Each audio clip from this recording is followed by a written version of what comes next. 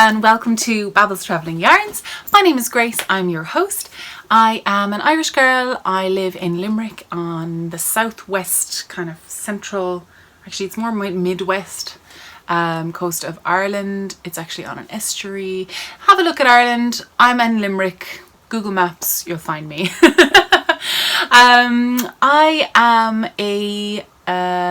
I started off as a crocheter, and then I became a knitter, and then I became a spinner, and now I'm a weaver, and now I do all these things.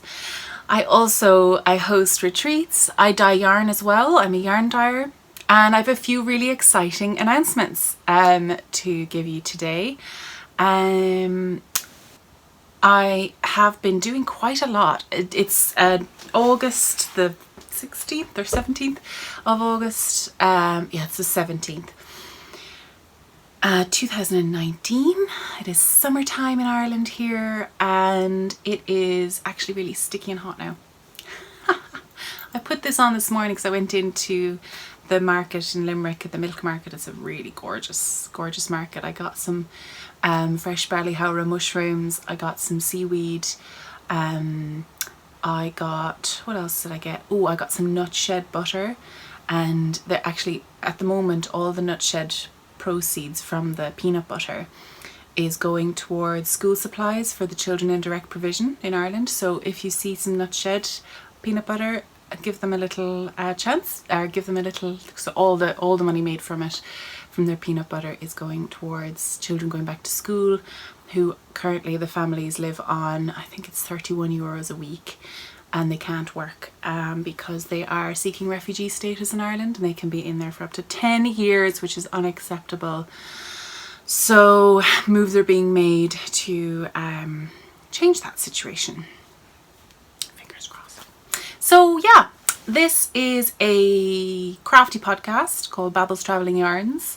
Most things I make are yarn, and then the yarn is turned into something else, and I travel quite a lot. Not recently. I'm traveling around Ireland mostly at the moment, but I have been traveling in the past, and if you want to see all the places I've gone, you can have a look. Go back to the start of my podcast, episode 1, introductions, and you'll see me in Perth, Australia. So how are you? I'm really hot. I'm wearing, just before I go any farther, this is my So Faded sweater by Andrea mowrey, and it is in 4 different colorways. This top one is Seed by Hedgehog Fibres, and then there were 3 Harry Potter colorways in Norah George yarns, and it was a club. It was like a secret club, and it was absolutely gorgeous. I cannot remember the names of them now.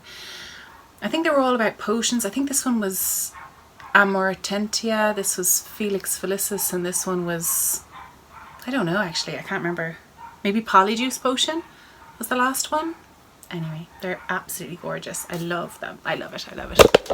And actually, when I was in town, I ran into my local councilwoman, Alyssa O'Donovan, and she was like, oh my gosh, I'd love to have something of yours made so I can wear it at the council meeting, because she's really interested in like local designers in Limerick. So I think I'm gonna go on the hunt for a local designer, possibly something from knitanything.com, which is a local Limerick designer who has a website where you can literally go in, pop in your details, and you can choose and make your own designs.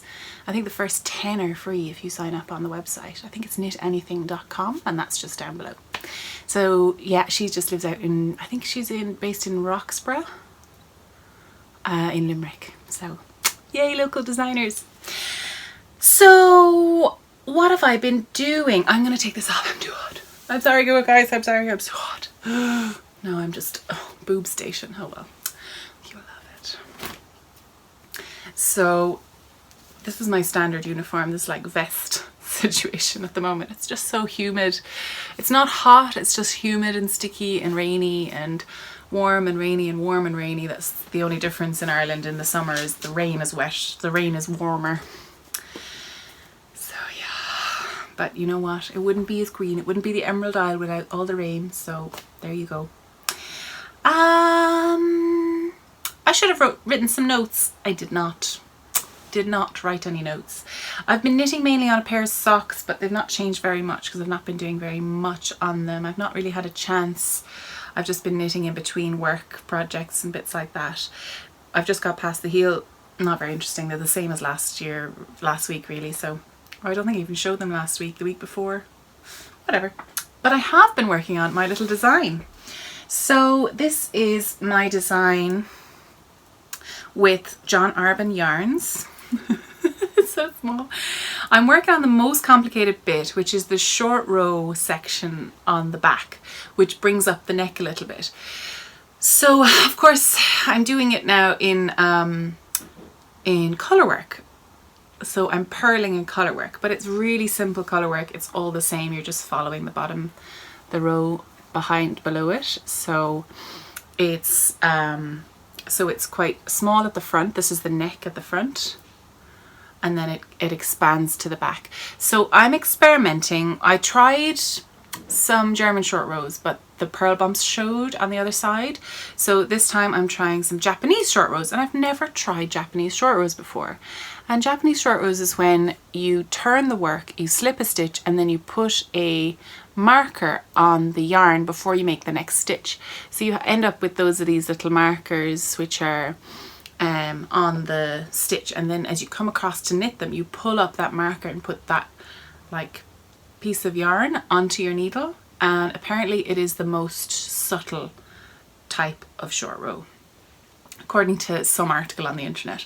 If you have any other information about your favorite short row, especially when you're purling, like on the purl row, do let me know. I'm really interested because I'm struggling a tiny bit with this. I don't know how I managed to do it the first time. Why didn't I write notes? Oh well. So yeah, I'm working on that. I was in town and I stopped off at a coffee shop, and yeah, so I was just doing a little bit of knitting in a coffee shop, you know, like a fancy person. So I'm using John Arbon Knit by Numbers in the DK weight yarn, and all the details of the colours are just down below. I'm not going to give you a date, but I have a date in my head, which I would like to have this finished and tech edited, and then getting ready to send out to testers. I have a lot of testers, but if you are in the bigger size ranges, I'd love for you to get in contact with me if you'd be interested in test knitting this jumper. Where's my actual jumper so I can show you. This is the first jumper that I knit, and this is what I'm attempting to recreate. So it's a Colourwork yoke sweater with some details down the end. Very simple. I did some shaping on the body, but I think I'm going to keep it straight down and leave that shaping to yourselves, because it's quite nice just to have these boxy, they kind of fall down on top of your body, which is nice. So yeah. So if you are interested, please email me at grace@babblestravelingyarns.com if you're interested in being a tester, and give me your bust size, and that'll be great. So that is my knitting at the moment. I'm working on that. Pretty much on that and socks. They're the only things that I'm working on. I want to cast on everything. There'll be time for everything, that's fine. I have been knitting a lot, or spinning a lot. So I've been spinning a braid by Bookworm Crafts, and this is where I am at the moment. I brought in my Espinner so you could see. This is where I am at the moment. I have just finished spinning one bobbin, and there's still yarn left on the other bobbin. What I'm going to do is wind off that bobbin into a centre pull ball and just spin the rest of it on top of itself, because this is kind of a random barber pole, so it's really quite pretty. This is the Ashford Espinner 3, Ashford Wheels and Looms. This is the Ashford Espinner 3. It's the most recent one. It's heavy enough, but it's not too heavy. You've got your motor on this side, and you've got your power buttons and bits on this side, and then you've got your selections here. So this is ply S and spin Z, your speed, and your power, so you can turn it off or on. It's not connected to anything at the moment, so it's off. Yeah, so I've been spinning some of that. Once I finished spinning the singles I spun the singles on my wheel, on my traveller wheel, little Rosie. So I had them on these small little bobbins. But once I had finished them, I ply them on the larger wheel because the bobbins are so much bigger. You can see actually, oh, fuck's sake. There's hooks on the Lazy Kate. So you can see how much bigger the bobbins are. Look at that. Oh, I have a kitten who's going to jump up on the roof and cause ructions. Yeah. Poor little Toast didn't get her way. She wants to go outside from the window, but you're not allowed because you haven't been fixed yet. She's not allowed because she could get pregnant. I think they can get pregnant within 3 months. So she's not allowed out to fraternise with the public, with her public, until she's had a little bit of an operation. Because I can have 1 or 2 kittens at a time. I can't have 7 of them. There's no need for that. Now, what else? So that is going to be, I'm not sure what that's going to be, to be honest. I'm not sure what the yarn is going to be. It's not exactly my colours. I've absolutely loved spinning. It's really exciting colours to play with. I'm not sure what I would... There's actually lovely combinations in there, like blues and teals and purples and yellows and purples and pinks. Actually, it is really nice. I would be really interested to see what it knits up like, but I think I am going to sell it. So that's going to be interesting. I'll have to see what weight it is and see. I think it's coming out at a fine fingering weight, or maybe just a fingering weight, or maybe a sport weight. I always seem to come out a sport weight. Whatever, that's fine. It's a nice weight to come out at because you can go down a needle size and knit fingering, or you can go up a needle size and knit a DK weight pattern. So it's pretty good. Yeah, so that is some of my spinning. I have also most recently last weekend I went to the Tullamore show, which is the biggest one-day agricultural show in Ireland. It is massive. I was staying with one of the organisers, Anne Bracken. She is in charge of the cookery tent, the cookery section, and I was staying with her because I know her daughter Selena, and she has a farm and she has sheep of her own, and she's a really keen spinner and weaver. So I was staying with Selena. Poor Selena wasn't very well actually, so she wasn't able to come to the show itself and spin with us, but we had an absolutely lovely time. Sandra, Grania and Deirdre came and we had a lovely time. I'll pop in a little video here of our booth.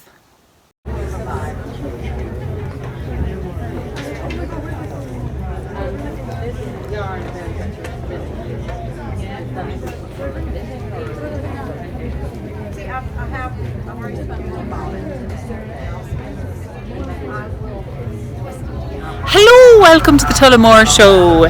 We have set up our tent, our stand in the crafts tent, and now we're leaving because there's judging for 2 hours. They're having a great chat. So we're here with the sheep. We just passed the gauntlet of the cows and the cattle, and that stressed me out quite a lot. And now we're with the little sheepy faces. Wanna have a look? So I think these are Welsh plen, which are beautiful. And then the Beltex. I think this is Belclair and Textile mix. I think they're behind, maybe, perhaps. Where did I put? Oh yeah, these are the odd pig sheep. They paint their coat, the fleece, this orange colour because of the way that they're judged is judged on the colour, this kind of orange colour, and every farmer has a different like recipe, but quite silly really. But that's the way they're judged, so that's what's gonna happen. The Galway sheep are over that side. Border Leicester. Ooh, Border Leicesters. These aren't Border Leicesters. These are definitely not the border Leicesters. There's the border Leicesters. Oh, they're so cute. These are more Belclair, or they're Beltex. Border Leicesters, I see the little sheep. These are the stunning border Leicesters. You see those tall ears? Very tall ears, and they've got a beautiful fleece for spinning. Gorgeous. Hello, baby. Really pretty.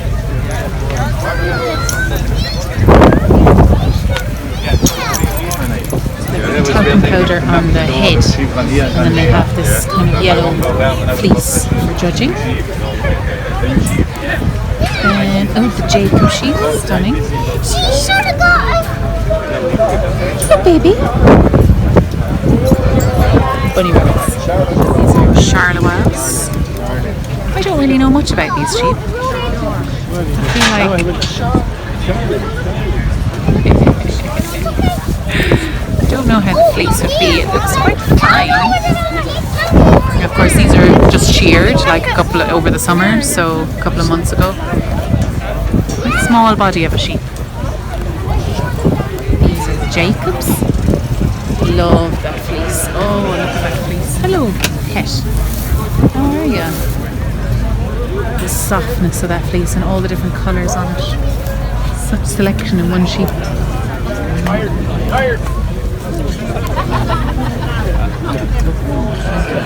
you've got this horse in the back there, some white sheep there, and this is looks like a Beltex or a Textile. If you want to say oh, hello. Some scorpions here.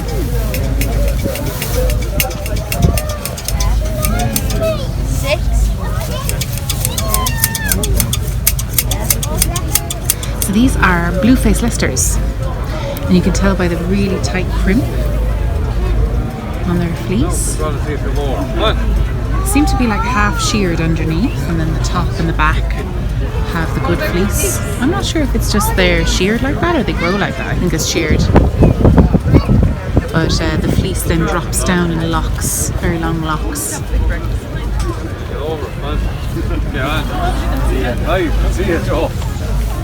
Size difference between the different breeds. So there's a fine big breed, then there's this one here. They've obviously left the fleece on them, so you can see the way it's hanging down. This is your BFL. That's what everyone's really mad about. The hand dyers and the hand spinners. It is stunning stuff. Tuesday to Saturday. Well, you might as well find Tuesday. South Ireland.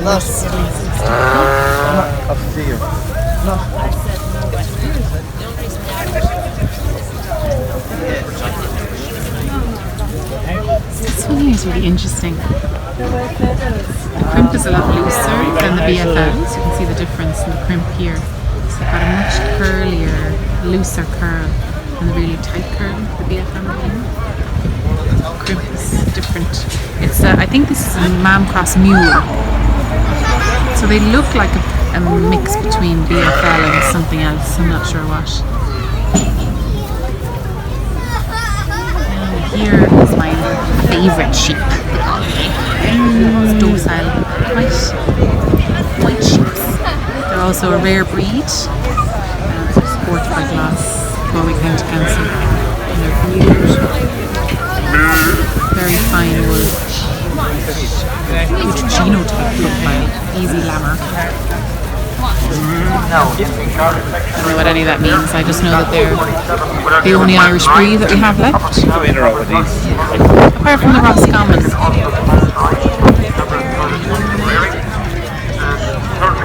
John P. McDonald. How many cost? Anything? National Register Charity.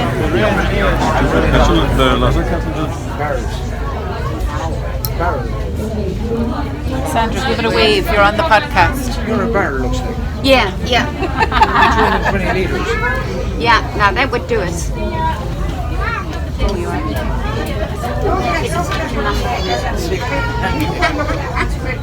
I think I need to just quit my job and just really invest myself into something, and then I could. But if I just was certain I had enough money, then I could do it. This is our little corner of the tent here now. So we've got 3 wheels is Grania with her. She's spinning up her black. What is this? Is this your it's a Jacob. A Jacob Texan cross. It's beautiful. Spinning up lovely. She's spinning it on her Ashford traditional wheel. I've got my Ashford Traveller wheel over here. Sandra's got her 1970 something. What kind of wheel is that again?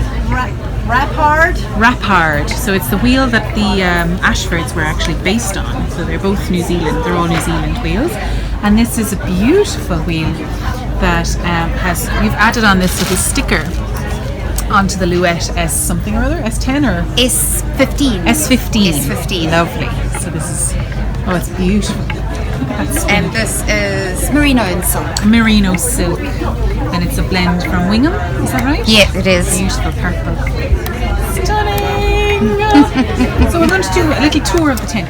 So this is the patchwork section. So we're over here in this corner, and then the beautiful patchwork quilt section is just here.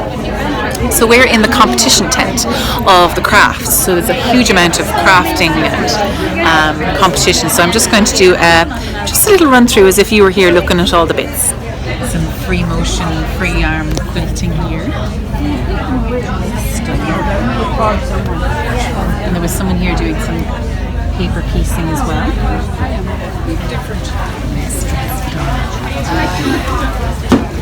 Best apron.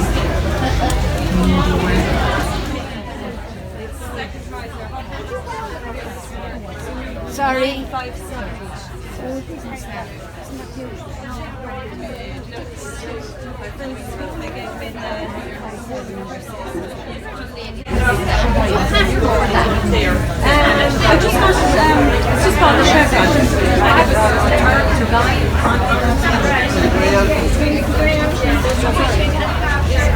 They're all clearing off because they're about to leave.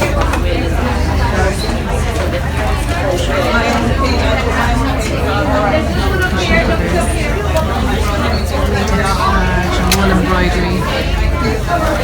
Art.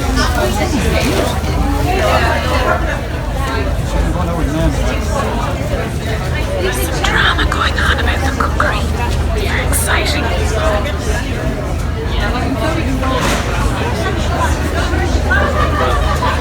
Ooh, a little bit of macrame there for you now, midwinter yarns. Ooh, pretty. See, I think that needs to be displayed hung up. Not sure about that. It's crochet. I wonder that one. Item. This is so cute. It's like a hand.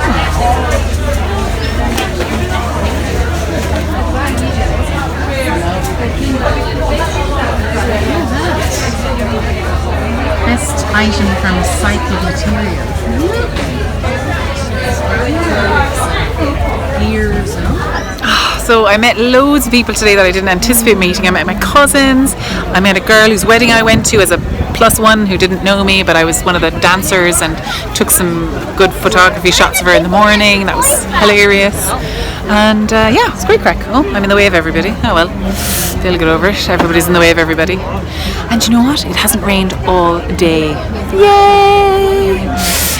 So I did a talk there at lunch, which was at about 12:30, which was really lovely to do. I was kind of talking people through knitting and spinning and weaving, and a really interested crowd. And then they came over to the crafts tent, and there was really loads and loads of interest. So that was great.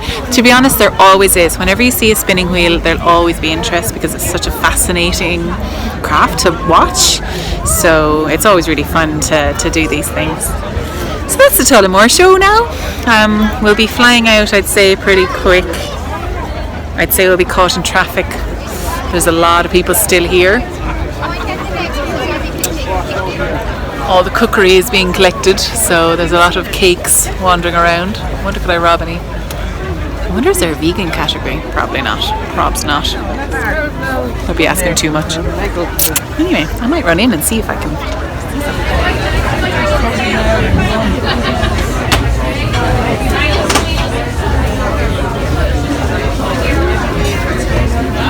Specific 6 lemon decoration cupcakes. You have to be specific,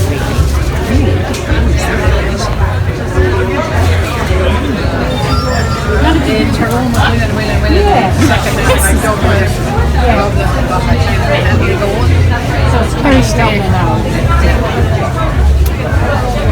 Tell me how you're wet. No, you're grand up. Just taking a few pictures. They're lovely, aren't they? You get them practice for next year. Oh, big time. These are, but they look like spreads, you know, like fancy spreads of things. Yes. It's like you've goat's cheese tart, Bakewell tart, and then a chocolate cake. Seems like everyone has the same type of thing. Look at that masterpiece. Things you don't get to see. Youth baking championships. There's like brown bread and cookies. Yeah. This one. Well, that's the second. That's second prize anyway. Oh, lovely. Yeah, isn't it gorgeous? That was exciting. So they're not allowed to sell the products in the tent. So they've all set up little black market stalls outside the tent, which is gas, to sell off all the food because they couldn't take them away until after the show. So the show is kind of closing up now. So all of the exhibits are being kind of collected, and yeah. So I'm probably going to spin away for another little while, and we'll pack up then and head away home. Been a great show, been absolutely lovely. The people of Tullamore show have been so helpful. Thanks so much, especially to Selena and Anne Bracken, and Phil Rigney, who were instrumental in getting us here to the Tullamore show. And we're going to do a little bit more spinning now.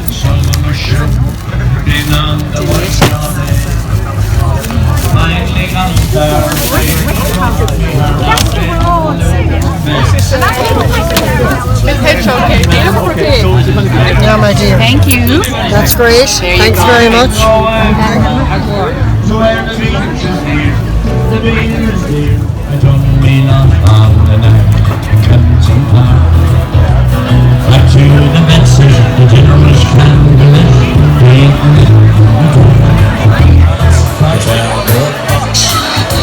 It seems to me the people you see are all alone in a crowd.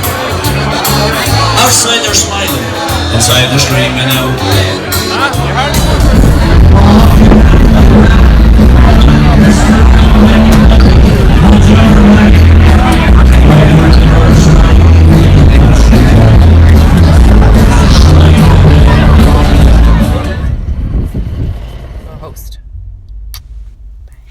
So our booth is right at the end of the craft competitions tent, so you had loads of people lined up either side, and you'll see I popped in a little video of all the different things that were going on. So yeah, that was great crack. We had such a good time. I brought a lot of my stuff with me, and I just got really inspired because the other girls were I think Deirdre was spinning some yarn. It was like a yarn blend, and then Sandra was spinning some of her, I can't remember exactly what it was. It wasn't a Romney.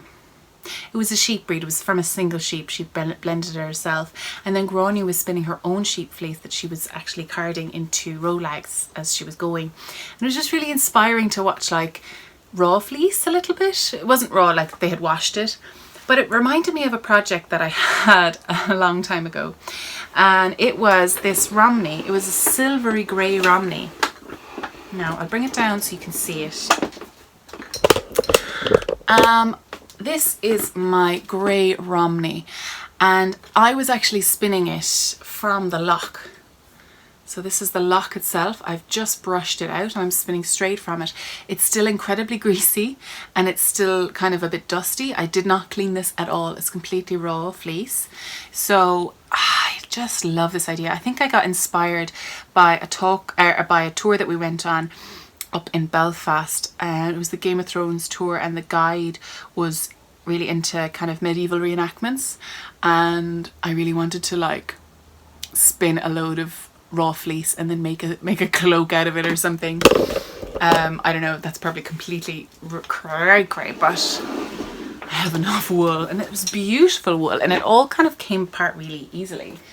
The fleece was incredibly clean, it was really well shorn. I'll show you here. Excuse me. So it came off in these like little sections. So the fleece was literally shorn on this side and the whole thing just like folded off. Really wonderful, like really consistent staple length the whole way through. So what I do is I get a lock out of the yarn, I hold it by the cut side, and I get my little flicker and I just brush it out so that there's not too much knots in it. So you can see it's starting to get very airy there. Turn it around and grab it by the lock end, by the in, like outside, and then brush out the cut end. And I'm spinning it from the tip, but you can spin it from the lock. I think if you spin it from the cut end, that's actually, you'll get a finer yarn because the scales go that way. I didn't know that when I started this project, so I don't want to change halfway through, so I'm spinning from the tip the whole time. I'm just going consistently one direction.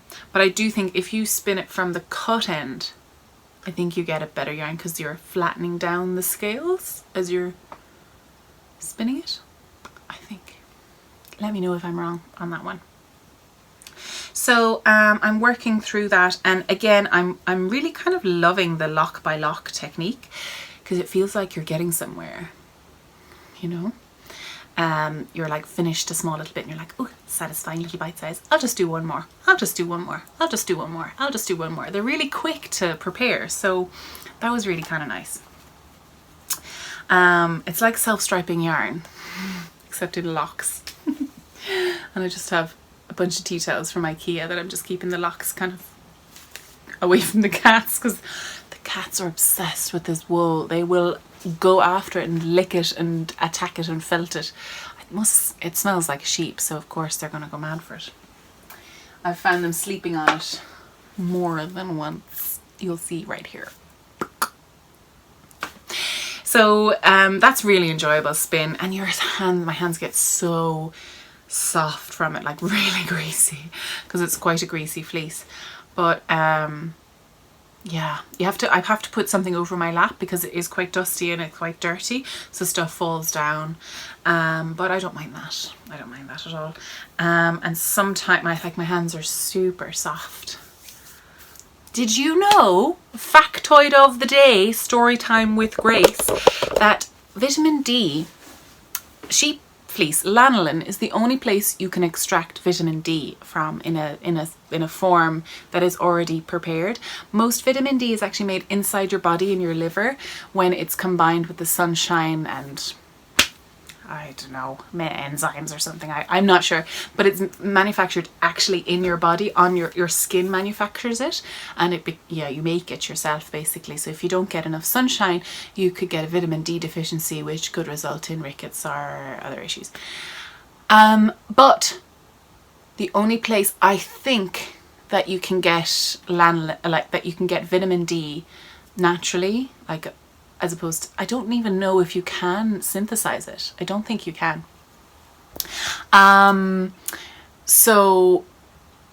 But yeah, basically there is a way to extract vitamin D from lanolin, and a small little vial of it, I think, costs you like 500 euros or something. It's incredibly valuable. And most of it in this country is getting burnt or buried. What a waste! Anyway, yeah, so if you spin in the fleece, you'll get that vitamin D and you'll absorb it through your beautiful, fabulous organ that is your skin. And yeah, it's good for you. So, yay. Yeah, and actually, it's really interesting. If you spin in the grease, that's kind of the earliest form of waterproof clothing, because if you knit in the grease, then the the water will actually bead on the outside and it won't soak through, because obviously it's kind of oily. So if you wear something underneath it, like a long sleeve top or cotton top or something, or linen top or whatever you fancy wearing underneath, and you wear the jumper over it, it shouldn't soak through. Either way, wool, I learned so much about wool in the Tullamore show. Actually, I've just been learning so much about wool, full stop. So,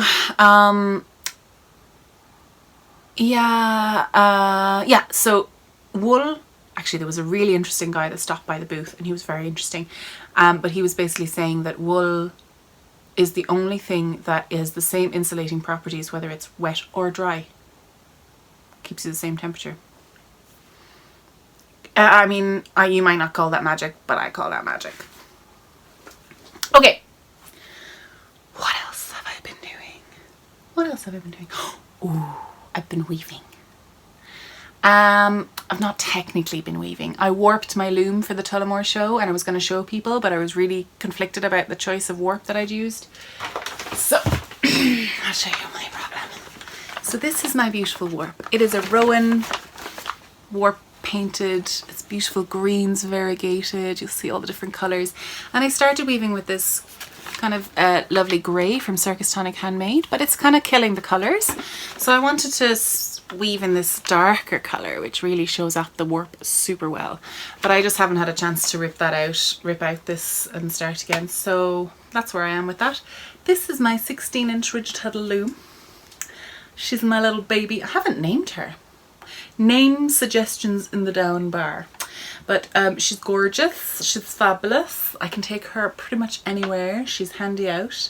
And I have recently acquired some patterns and a book by a wonderful lady called Sarah Howard, actually, and Elizabeth Kendrick. So this is the book that I bought, and it's clothing from your rigid huddle loom. Yes! Yes! Oh, Beans is outside and he's just being really annoyed now. So this is a very simple, basic, oh my god, he can hear me. Do you want me to go get him? I think so. He just wanted to scream at me and then look at me when I open the door. Classic cats. So where was I? Yeah, so I got this book, which is a very simple book. It cost £12.99. I got it from her Etsy shop, which is just called, I think it's just called Get Weaving.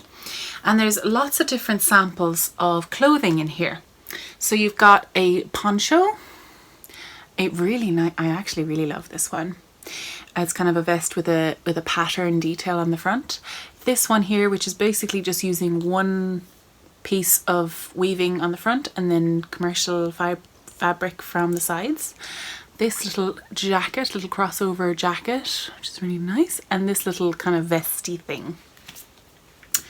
There, I don't think all of them are on here actually. There's a little waistcoat, and she actually gives you the weaving patterns for the actual fibre, for the pattern as well. So that's quite lovely. The actual pattern, cut-out patterns don't actually come, but they do. She does show you like how to lay out your yarn and how to do it. I love this skirt.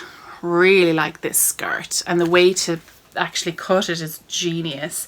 But I think I need a bit of a wider loom to get the same effect. So this is kind of how she manages to do the skirt cuts. Smart, using every single piece of the fabric, which I love. But I think I do need to get like a 20-inch loom or something for that. 24-inch loom. Oh, you can make culottes as well. Culottes, cute. Gosh, actually that's my school PE days. And she shows you how to put in pockets and things like that. Oh, this skirt is really lovely. It's like small strips, so you make like a scarf, like a really long scarf, and then you can cut it into skirts. And I really want to make that because I definitely could on my smaller loom. And then, oh, this is a good one as well. This is the dress. This is a really nice dress. Now this one you need a 20-inch loom as well, a 20-inch loom, 50 centimetre loom, or your fabric needs to be 50 centimetres. I can't remember exactly, but to get the width across the front. But what I could do is, I don't know, oh no, yeah, so it's cut in the middle and then you sew it together. So I might need to just add on an extra panel down the front kind with a little bit of space, which could be fine too. I mean, that's the thing that this book tells you, you know, it shows you how to kind of adjust your pattern. Like, it's very basic. It's very basic patterns. You probably do need to be a good sewist to know how to do all this stuff that she's just telling you to do. So I would advise you would probably need to be good at sewing first. But look, it's a pattern for like tweed trousers. Love it. So these are like the straight leg trousers. Cute. So yeah, that one, actually I need 16 inches of fabric for that one, but I can only get 14 inches or 15 max off of my loom, my 16-inch loom. You need to have a little bit bigger because there's always shrinkage. Yeah, so I'm contemplating maybe getting a bigger loom, but I just actually don't know if I can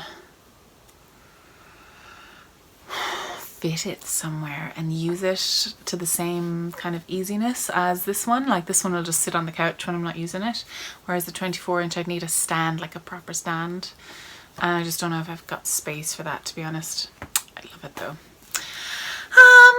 Yeah, so I also bought a couple of standalone patterns, like cutout patterns from her. So this is one of the dresses which I could totally make. You need a fabric required for like a large, so a bust of 97 to 102 is a large, and I need 13.5 inches wide, which is perfect. I can get 14 to 15 inches off that. So even if I get it a little bit larger, that'll give me a little bit of extra room. So, and you cinch it in with the waist, so that makes it really easy. Then, oh, there's this one, which is super lovely as well. This one, this one I need a 15 inches, I think. Yeah, I need a 15-inch on this one, so that would be, might be a little bit trickier.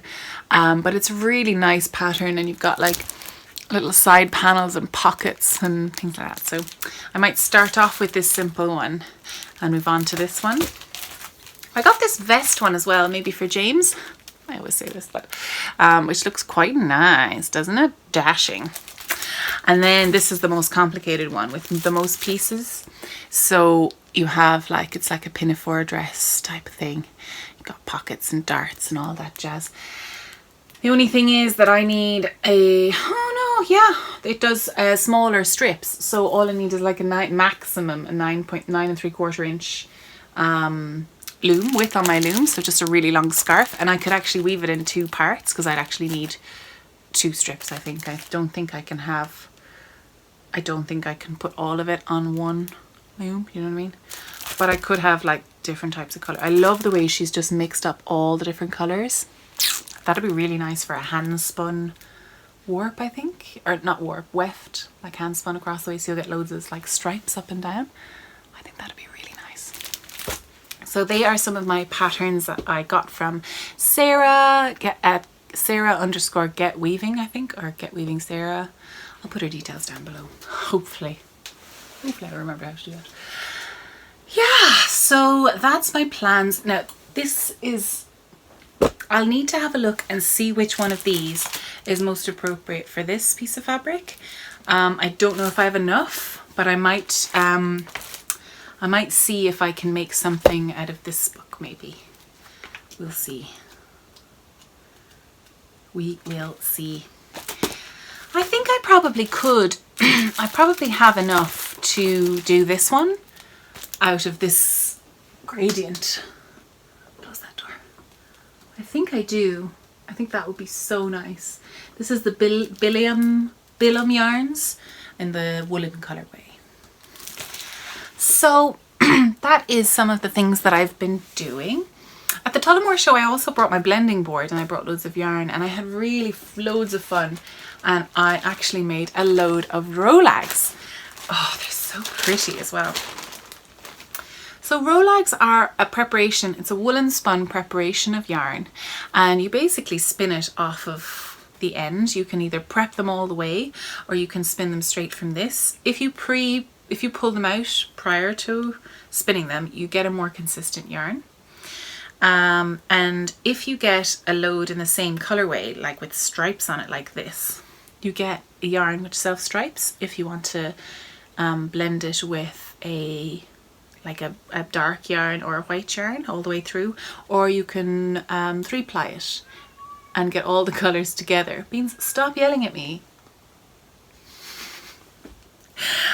So yeah, I was playing with some different colors, which were really pretty. Oh, I meant to give some of these to Deirdre actually. This one's really cute. Oh, little snails of happiness.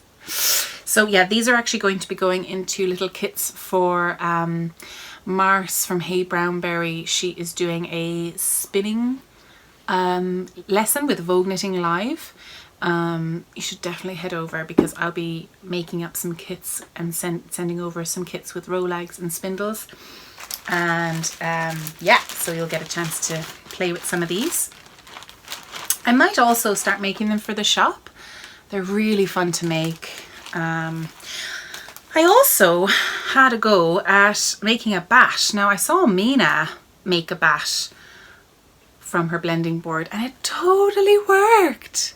It's so pretty. So this is a bat. It's all using merino, just plain merino from Wing and Woolworks from their color kits. But it was a really interesting way of just making a bat, and I can just fluff it up however I want. That's so pretty. This one I was inspired by like misty mornings, misty dawn mornings over the sea. Pretty. Yes, so they are loads of fun. So I was really enjoying myself with that one. So these are some, the blues were Woolly Waves. Mixed, a merino mixed bag. It didn't come with the pinks, now it came with all the blues. So that's Wing and Woolworks.co.uk, I think. Excuse me, I've got something caught in my throat and I've got nothing to drink. Oh, no sippy. I do have a tiny kitten though, so that helps. I don't want to kiss her because I've got my really strong red lipstick on and she's a little white. This is her most comfiest. She may look like she's not comfy, but she is. Poor pig. Listen, get out, will you? Go on, out there. Stop annoying me. Yep, go, go, go, go. She'll cry and try and get in a second now again. They're just so needy and then not needy at all at the same time. Cats, I love them. So where was I? Yes, so tomorrow is Sunday the 18th of August and I'm going out to Craiganoan and we're having our annual spinning and textile day in Craiganoan this year. I'm heading out from 11 until 5. I think I'll be there a little bit before to set up. We're going to be spinning in a castle. I want to dress up like a princess, but I don't have any princess clothes, so I will be of course wearing my linen slow wardrobe tabard because it's my uniform now, and it has pockets which can fit kittens in.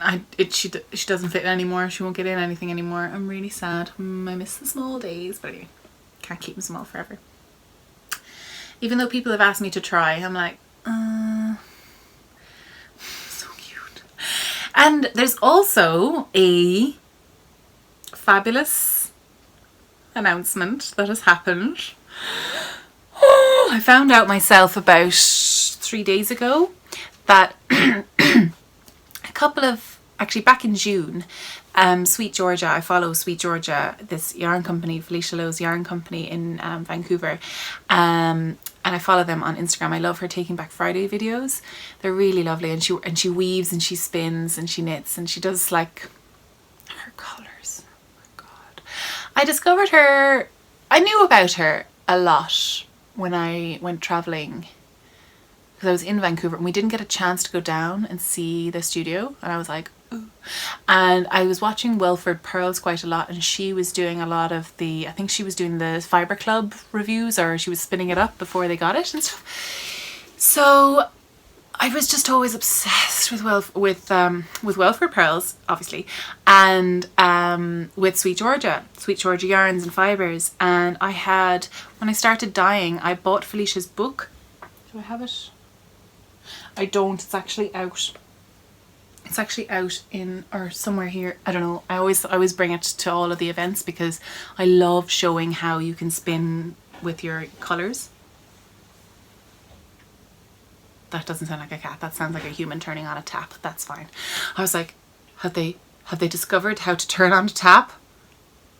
We're all going to die. So yeah, I bought Felicia Lowe's book on dyeing, and I bought a class on Craftsy, which was spinning with colour, how to spin with colour with your coloured braids, and that was fascinating. She's an incredible teacher, like so good.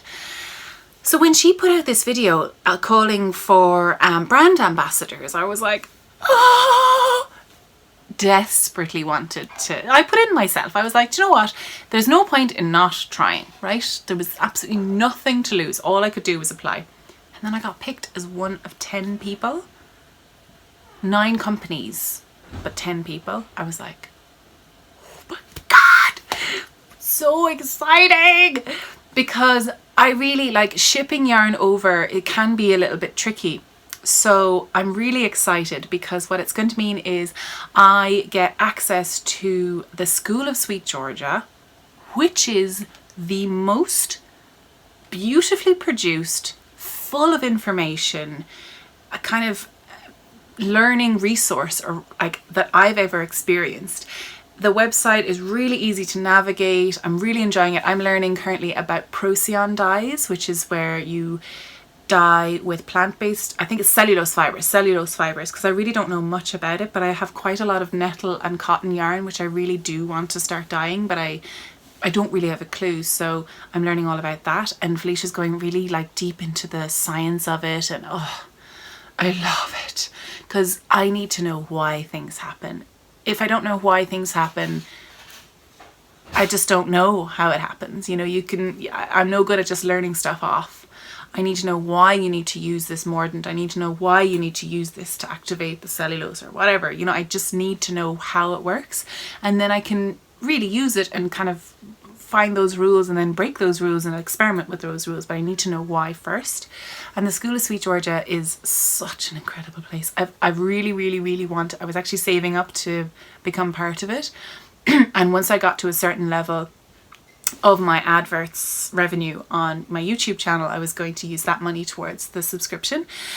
And I was like, oh. So yeah, I'm so excited. So she covers knitting, she covers weaving, spinning, dyeing. I think there's a huge amount of information on there. Huge. So yeah, I'm going to be kind of dipping into that and doing some reviews of that. I'm also going to be kind of showing some yarns that they're releasing, new products and things like that. I also will have some really cool special discount codes for people and some giveaways, I think, which is so exciting. So really stay tuned to find out more about how Sweet Georgia is one of my favorite companies. I love the ethos behind them. I love their bravery with the colors. I love their personality. I love the people that they work with. I just love them. I just love the company. Oh, and they have an audio podcast and a video podcast as well. I don't know how she manages to get it all done. And she's got 2 little kids. I don't understand. She's got a huge team. Like, I don't know how big it is actually. I'm working with about three other people at the moment, but she's grown such a huge company from just the same way we all start, really, just in our own kitchens. It's amazing. She is someone I am absolutely obsessed with because she's so great. Yeah, so I'm really excited about being one of the 10 brand ambassadors from all over the world. There's people in Singapore, there's people in I think there's someone in Germany, there's Madeline Kingfisher Knits is another one, is another girl, and there's Athena Knits, I can't remember everyone now. Athena Knits, she's in Vancouver. Knitting the Stash is one of them as well. The girls in Singapore look amazing. They have like this weaving and spinning workshop. Why wasn't it there, or did I not know about it when I was in Singapore? Because I was there for like 6 whole days and I could have killed for some air-conditioned woolly goodness. But that is Craft Atelier Singapore, SNG, I think. That's their Instagram. I'll put all the details of everyone down below. Stop touching my hair. So it's very exciting. They've got a very diverse group. Oh, Dawn Landix is another one. She's a knitwear designer and a fabulous photograph taker. And there's a few, I can't remember all the names now. I'll put them down below. But there's really interesting kind of diversity of people. There's spinners, there's weavers, there's knitters, there's knitwear designers, there's tech editors, there are teachers, tutors. Yeah, so she's really like, they actually got together and it took them about 3 days to choose, I think, like a diverse range of brand ambassadors. So I'm just like, no idea how happy I am right now. I'm like so happy. Just to be able to touch their yarns some more, because there's no one in Ireland selling them, I don't think. So excited. So yeah, they're the fun things to expect in the next few weeks. Well, next week now I'll have a little video of the Craigan spinning and textile day, which is always so much fun. It's a beautiful area. I'll pop last year's video just down here because it was really, really fun to do.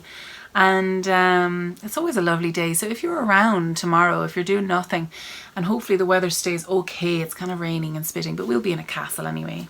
It's waterproof. That's nice. And yeah, so it'll be great crack.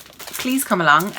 It's so much fun. If you're interested in spinning, if you want to know about spinning, if you're curious about what type of wheel to get, we'll have so many different types of wheels. Honestly, you really, if you can, get on a wheel and start using it to really find out which one you want. There'll be so many on show at this event. It's going to be lovely. Oh my gosh, can I just say congratulations to some of the people that have got new wheels and looms in the most recent future. The most recent one I was talking to was Nessa from Kill to Craft. She's just picking up her new wheel today and I'm so excited for her. It's like a little baby. Not really, obviously, but it's almost. So keep an eye out for Nessa because she's going to be learning how to spin. And there was one person, I can't remember her name now, I'm sorry, on Instagram. She tagged me in her spinning journey in 1 month. It was unbelievable. Actually, it is completely believable. I believe it. If you spin every day for a month, you can only get better, and you can actively see this person getting better from her first ever spin, which was all lumpy and bumpy and thick and thin and pigtails and all the rest of it. And then to the final part, which was probably like a sport weight to fingering weight 2-ply yarn, which was stunning. Like, I'll put that picture right here with her detail because it's just so impressive. It's really, really nice. And it just gives a lot of hope because a lot of people ask me, how long does it take to get good at spinning? And I'm like, if you do it every day, a month. If you don't do it every day, if you do it every second day or at the weekends, it could take 3 months. But it takes practice. It takes practice and time. It's a feeling. You won't get it right straight away. You won't get it right in the first couple of hours. You won't get it right in the first couple of days. It'll take probably a month. But after that month, you're sailing, you know? I love Quiva. She is Golden Stitch. Oh, gosh. I can't remember her name now. Quiva. She's based down in Waterford, I think, down in the southwest coast. She's been weaving actually for quite a long time, and she's been selling her weaves on Etsy, but she's just recently started spinning on a drop spindle, and it's so much fun to watch her because what she does is she embraces that kind of really thick and thin kind of textural aspect, because she uses it in her tapestry weaves for like display, and they're absolutely beautiful. And she doesn't like, that's her style of weaving. She does absolutely beautiful stuff. So her most recent one, I was watching her, she had taken some, she'd gone up to Savvy Like That, Savannah, and she'd bought lots of wool off her, and she did a rainbow yarn, and then she plied it with some white, and it was absolutely, I can't wait to see that woven up. It's gonna be so nice. But like, that's what I love about knitting and spinning and weaving and the fibre crafts, is like everyone has a different style, and we can all appreciate everyone else's style, you know, like I love it, love it. Anyway, I'm going to leave you with that little nugget, and I hope you all have a beautiful day. I hope you create something that you love, that is your style, that is exactly what you want, or if it's not exactly what you want, it's an interesting thing that you've made from scratch and you're going to make it work. And I hope you appreciate that I put on eye makeup today, just for you.